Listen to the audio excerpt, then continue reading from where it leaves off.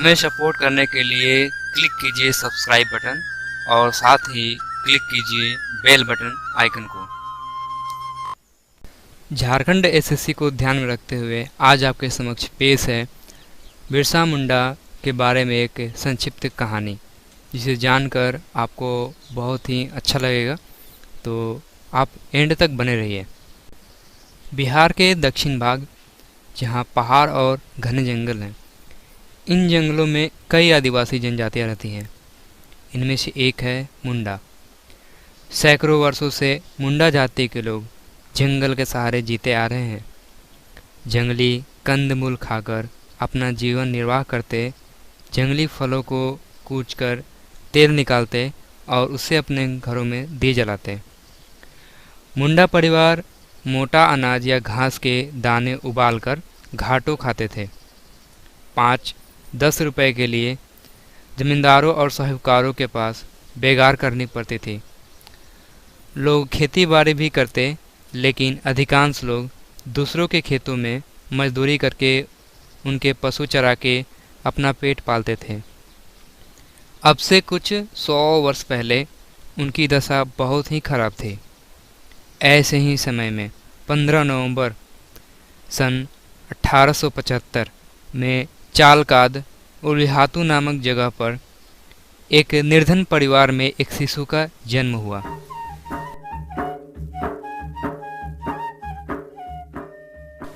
बृहस्पतिवार या वीरवार को जन्म लेने के कारण इस बच्चे का नाम बिरसा रखा गया।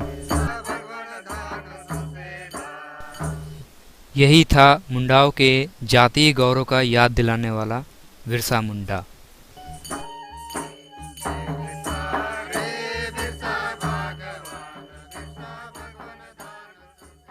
बिरसा, अरे ओ बिरसा, कहाँ है रे तू? क्या है माँ, मैं इधर हूँ। तू फिर अकेला जंगल गया था?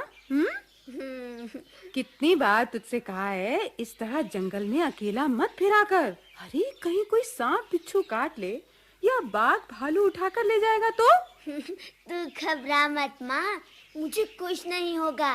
ये जंगल है ना, ये मेरा दोस्त है। इसके सब जानवर मेरे भाई बहन हैं। ये मुझसे बातें करते हैं। लो और सुनो इस लड़के की बातें। क्यों रे, तू सारी दुनिया से निराला है क्या? आज तक तो कभी नहीं सुना कि जंगल और जंगली जानवर किसी से बातें करते हैं। सुनोगी कैसे? ये किसी और से थोड़ी ही बातें करते हैं। हाँ हाँ, तू तो कोई खास पुरुष है। सिंह बोंगा का अवतार है ना, जो जंगल तुझसे बातें करेगा। अच्छा, तो फिर ये बताओ कि जंगल में सबसे अच्छे कंदमूल और फल कहाँ हैं? इसका पता सबसे पहले मुझे क्यों चल जाता है? मुझे क्या पता।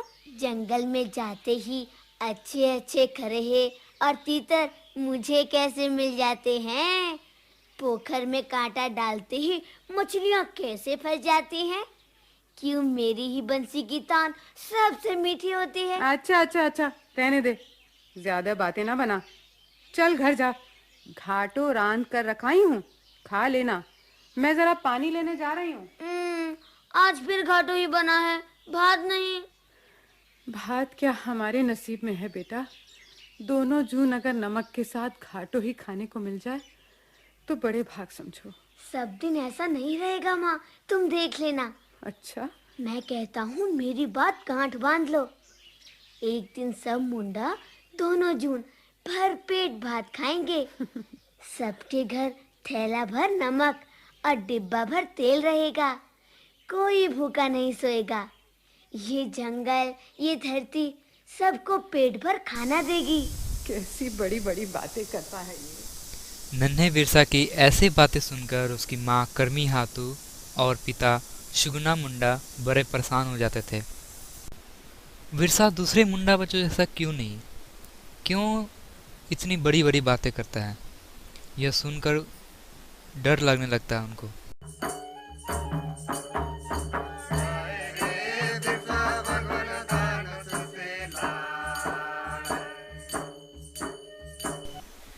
जब बिरसा 8-9 वर्ष का हुआ तो माँ बाप ने उसे मामा के गांव भेज दिया।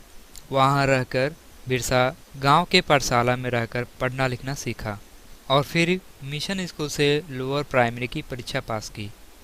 इसके बाद अपने गांव चालकाद उलिहातू आकर बिरसा ने अपने पिता से आगे पढ़ने की जिद की। सुगना समझ नहीं पाते थे कि बिरसा इतना पढ़कर करेगा क्या, लेकिन बिरसा को चाईबासा के मिशन स्कूल में भर्ती करा दिया। यहाँ बिरसा का नया जीवन शुरू हुआ। साबुन से नहाना, साफ सुथरा रहना, पढ़ना लिखना इत्यादि।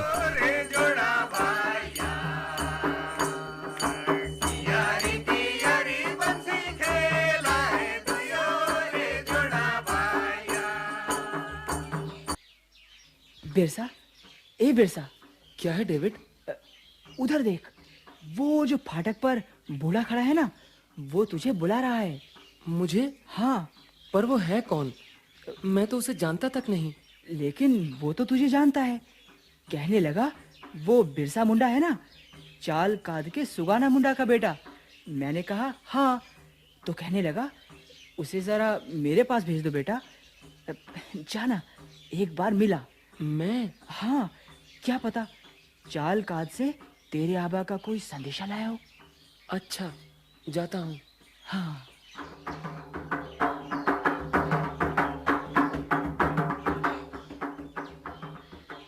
तू बिरसा है ना? हाँ, मैं तो बिरसा हूँ, पर तुम कौन हो? मैंने पहचाना नहीं। तू कैसे पहचानेगा भगवान? मैं धानी मुंडा हूँ, बूढ़ा हो गया हूँ, लेकिन अब भी आसपास के जंगलों में कोई दूसरा नहीं है जो मेरे जैसे तीर बना सके। अच्छा? 50 बरस से सरदारों की मुल्क की लड़ाई के लिए तीर बना रहा हूँ। कुचली के जहर में बुझाकर ऐसे विषैले तीर बनाता हूँ कि लगते ही प्राण ले लें। ठीक है, पर ये सब मुझे क्यों बता रहे हो? बताने नहीं, पूछने आया हूँ भगवान। मैंने बहुत से तीर बनाकर जंगल में छिपा रखे हैं। तुझसे पूछने आया हूँ कि उन तीरों का काम कब पड़ेगा। मुझे क्या मालूम? और ये तुम मुझे बार-बार भगवान भगवान क्यों कह रहे हो? इसलिए कि तू ही हमारा बिरसा भगवान है, हमें दिक्कुओं के अत्याचार से मुक्ति दिलाने, हमारे दुख दूर करने आया है। ओफो, क्या मुसीबत है।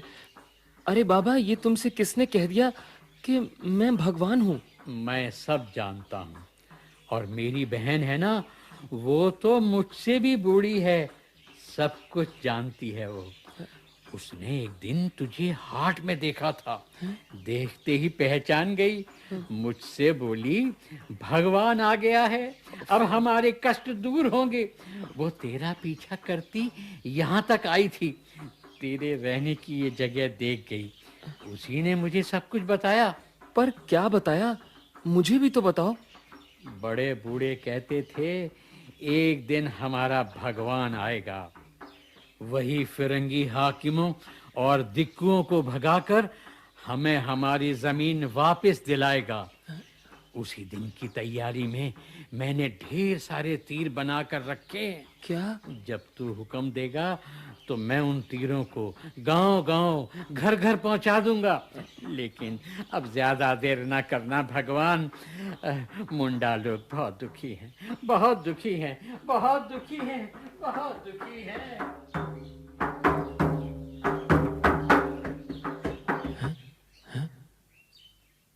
अजीब आदमी था।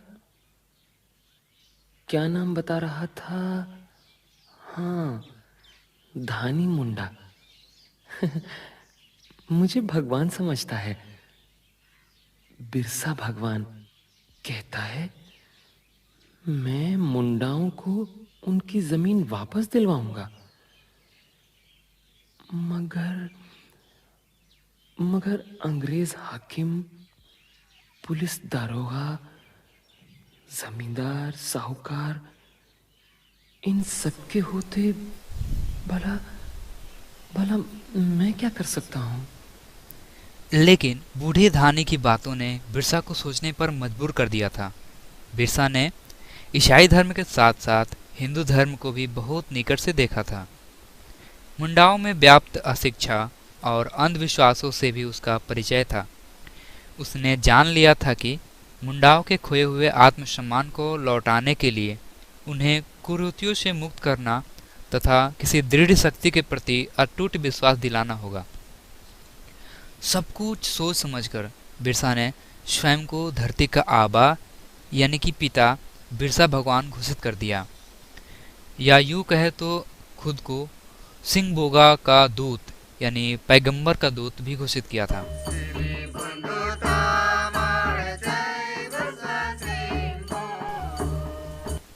उसने अपने अनुयायियों यानी वीर साइतों को साफ सुथरा रहने, जनेऊ पहनने, तुलसी की पूजा करने का आदेश दिया। वीर साहित गांव-गांव में जाकर बिरसा भगवान के शिक्षाओं का प्रचार करने लगे।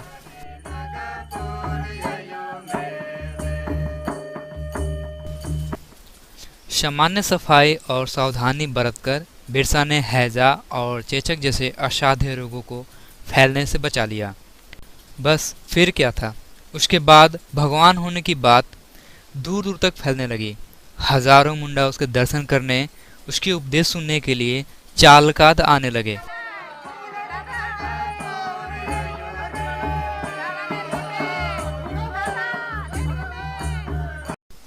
अब बिरसा ने मुंडाओं के जातीय गौरव को ललकारना शुरू किया। उसके कहने से मुंडाओं ने लगान देना बंद कर दिया, जमींदारों के लिए मुफ्त में काम करना छोड़ दिया। उसकी बातों से जमींदार और अंग्रेज हाकिम तिलमिला उठे। उन्होंने बिरसा को बगावत भड़काने के आरोप में 2.5 वर्ष की कठोर कारावास की सजा सुनाई। वो इस बात को भी सिद्ध करने में लग गए कि बिरसा भगवान नहीं, एक सामान्य व्यक्ति है। लेकिन मुंडाओं पर इसका दूसरा ही असर हुआ। वीर साहित्यों ने इस आंदोलन को जीवित रखा।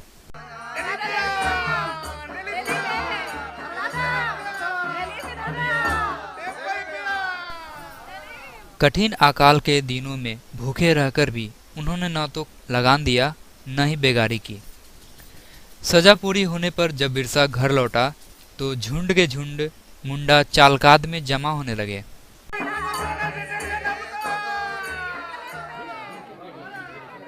तुम कहाँ चले गए थे भगवान? देखो तुम्हारे बिना हमारी कैसी दशा हुई। तुम्हारे कहने से हमने लगान देना बंद किया, बेगार नहीं की, तो जमींदार साहूकारों ने हमें अनाज देना बंद कर दिया। लेकिन हम तुम्हारी दी हुई सीख पर अटल रहे भगवान। हमने घाटों, कंदमूल और जंगली जानवरों पर गुजारा किया, पर दिकुओं के आगे सर नहीं झुकाया भगवान। अब तो जंगलों के कंदमूल भी खत्म हो चले हैं। अब हम क्या करेंगे, कैसे जिएंगे? शांत हो जाओ, शांत। मैं आ गया हूं। मैं तुम्हारा बिरसा भगवान। मैं धरती का आबा हूं। ये धरती हमारी है। दिकू हमारी धरती पर कब्जा किए बैठे हैं। अंग्रेज हाकिम तो हमें आदमी तक नहीं समझते। हमें अपनी धरती उनसे वापस लेनी है। तुम सब तैयार हो जाओ, अब लड़ाई होगी, उल गुलान होगा।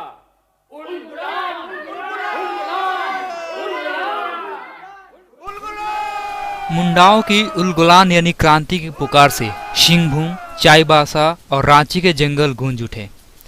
तीर, धनुष, बर्छी, उलगुलात जमा किए जाने लगे। घने जंगलों की गुफाओं में ऊंचे ऊंचे पेड़ों पर मचान बांधकर छिपकर रहने की व्यवस्था की गई। बिरसा बस्ती बस्ती जाकर छोटे छोटे स्त्री पुरुष को इस लड़ाई के लिए तैयार कर रहा था। मुंडा होना कोई शर्म की बात नहीं, गर्व की बात है। हम अपनी धरती के लिए बाहरी लोगों को लगान नहीं देंगे। हम इस धरती के स्वामी हैं। हम इस धरती पर अपना राज बनाएंगे, स्वतंत्र मुंडा राज। उल गुलान, उल गुलान। सन 1899 का दिसंबर महीना, क्रिसमस की रात, बिरसा ने पूर्ण क्रांति उल गुलान की घोषणा कर दी।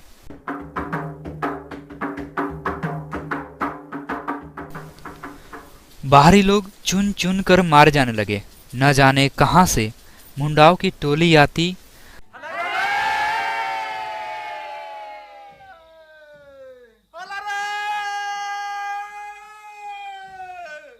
जहर वाले तीरों से अत्याचारियों को मारती, आग लगाती और गायब हो जाती।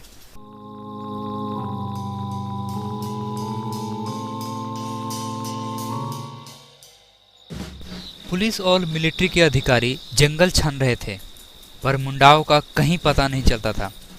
गांव के गांव खाली पड़े थे। दरअसल मुंडा घने जंगलों में छिपे हुए थे। घास के दाने और जंगली कंदमूल खाकर उल गुलान को जीवित बनाए हुए थे। सरकार ने बिरसा और साथियों को पकड़वाने के लिए भारी इनाम की घोषणा की, लेकिन रुपयों की लालच में भला कोई भगवान के साथ गद्दारी कैसे कर सकता था। एक दिन असावधानी बस चूक हो गई। एक मुंडा स्त्री ने भात पकाने के लिए आग जला ली। धुआं देखते ही पुलिस ने तत्काल बिरसा और उसके साथियों को गिरफ्तार कर लिया। बिरसा को सबसे अलग एक छोटी सी कोठरी में रखा गया। उसके कमर पैरों में लोहे की भारी सिकड़ डाल दी गई। कुछ समय पश्चात रांची जेल में 9 जून 1900 को कथित हैजा रोग से रहस्यमय ढंग से मृत्यु हो गई। तो ये थी बिरसा मुंडा के बारे में एक संक्षिप्त कहानी। आशा करता हूँ आपको इसमें बहुत सारे ऐसे पॉइंट मालूम चले होंगे जो आपको एग्जाम में बहुत ही फ़ायदेमंद है। इस कहानी को अगर हम संक्षेप में देखें तो हमें ये जो प्राप्त होती है डाटा, मैंने इस तरह से कुछ नोट किया है। आप भी हो सके तो कॉपी पेन जरूर नोट कर लें, ताकि आपको पूरा कहानी बार बार देखना ना पड़े, सुनना ना पड़े। बस एक नज़र में आपका पूरा मुंडा का जो कहानी है, बिरसा मुंडा, उनका पूरा कहानी याद आ जाए और एग्ज़ाम में भी आपका तुरंत तैयार हो जाए। छोटा सा ये देखिए कैसे मैंने बनाया है। पहला कि ये मुंडा जनजाति हैं और जगह का नाम है ओलिहातू चालकाद। मैंने कहानी में ये जगह का नाम लिया है। पिता जो थे उनका नाम सुगना मुंडा और माता जो थी वो कर्मी हाथू। आगे बढ़ते हैं तो इनका जन्म जो है 15 नवंबर 1875 को हुआ था, जिनका नाम पड़ा बिरसा मुंडा। कभी कभी एग्जाम में पूछ देता है इनका भाई कोमता मुंडा है। इनके भाई का नाम कोमता मुंडा था, जो कि कहानी में नहीं है, फिर मैं बता रहा हूँ अलग से। इनके मतलब कि जीवन के 2 पहलू इनके थे। एक जो है प्रारंभिक काल में और दूसरा आप देख सकते हैं यहाँ पे मैंने 1895 में बताया है। प्रारंभिक काल जो है 1886 से लेकर के 1894 माना जाता है। इस काल में उन्होंने अंग्रेज और जमींदारों से मुक्ति हेतु आंदोलन किया था और जगह जो था वो चाईबासा था। और 1895 में उन्होंने जो अपने आप को सिंगबोगा दूत घोषित किया था। ये उस समय की घटना 1895 की। इसी समय उन्होंने पंथ वेबसाइट की शुरुआत की थी। 1895 में सिंगबोगा का दूत, और भी मैंने बताया था कि धरती आबा, भगवान बिरसा मुंडा, इस तरह से अपने आप को उन्होंने घोषित किया था। ऐसा माहौल, ऐसा ज़रूरत हो गया था उनको कि लोगों को एक दृढ़ शक्ति की ओर ले जाना पड़ेगा ताकि लोग जागृत हो सकें। अगर अपने आप को भगवान घोषित नहीं करते तो लोग उनकी बातों को नहीं सुनते। तो लोगों को जागृत करने के लिए ऐसा उन्होंने ठोस कदम उठाया। अपने आप को सिंगबोगा का दूत और अपने आप को भगवान घोषित किया और उन्होंने ऐसे कर्म किया कि उन्हें खुद भगवान भी बना दिया और आज लोग उन्हें भगवान बिरसा मुंडा कहकर जानते हैं। इनकी मृत्यु रांची जेल में 9 जून 1900 कथित हैजा रोग से रहस्यमय ढंग से हो गई। ये थी इनका पूरा जो कहानी का संक्षेप है, मैंने यहाँ पे बताया। चलिए हम लोग नेक्स्ट वीडियो में मिलते हैं दोस्त। आपको अगर अच्छा लगा है मेरी ये कोशिश तो अपनी जो सपोर्ट है कमेंट के द्वारा या फिर लाइक के द्वारा जाहिर ज़रूर कर दें। Okay friend.